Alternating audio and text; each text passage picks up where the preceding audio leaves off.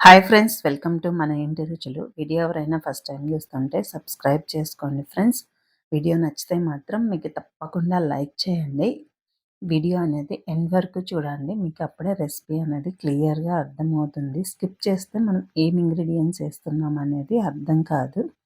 End వరకు చూస్తే మీకు క్లియర్గా ఉంటుంది వీడియో అనేది. టుడే రెసిపీ వచ్చేసి కొబ్బరి పాలతో అన్నం అండి. దీన్నే పలావ్ అన్నం అని కూడా అంటాము. సింపుల్గా ఎలా ప్రిపేర్ చేసుకోవచ్చో చూద్దాం రండి.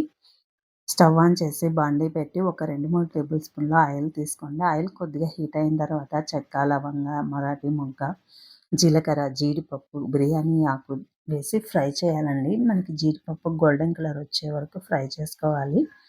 ఇలా ఫ్రై అయిన తర్వాత ఒక 3-4 పచ్చిమిర్చి స్లైసెస్ని వేసుకోవాలి. పచ్చిమిర్చి కూడా కొద్దిగా ఫ్రై అయిన తర్వాత ఒక పెద్ద సైజు ఉల్లిపాయని స్లైసెస్గా కట్ చేసుకొని గోల్డెన్ కలర్ వచ్చే వరకు ఫ్రై చేయాలి.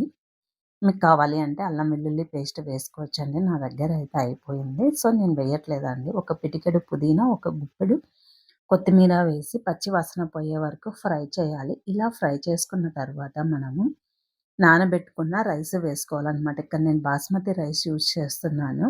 రైస్కి సరిపడా సాల్ట్ వేసి రైస్ని వాటర్ ఏమి వేయకుండా ఇప్పుడు ఆయిల్లోనే ఫ్రై చేయాలి. ఒక 2-3 మినిట్స్ పాటు ఫ్రై చేస్తే రైస్ టేస్ట్ అనేది చాలా బాగుంటుంది. కొద్దిగా ఫ్లేమ్ తగ్గించి రైస్ని ఫ్రై చేయండి. ఇలా ఫ్రై అయిన తర్వాత ఇక్కడ నేను కొబ్బరి పాలను వేస్తున్నాను అనమాట. 1½ గ్లాసు రైస్ తీసుకున్నాను, 3 గ్లాసుల పాలు వేసానండి. కొబ్బరి పాలు అంటే ఒకటికి మనం 1:30 లెక్కన వేస్తున్నాం అనమాట.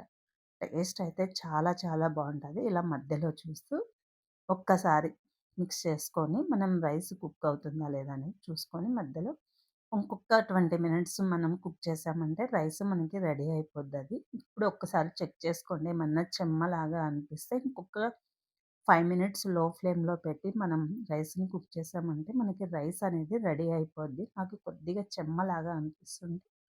మూత పెట్టి ఒక 5 మినిట్స్ కుక్ చేశాను. వేడి వేడిగా కొబ్బరి పాలన్నం రెడీ అయిపోతుంది మనకి.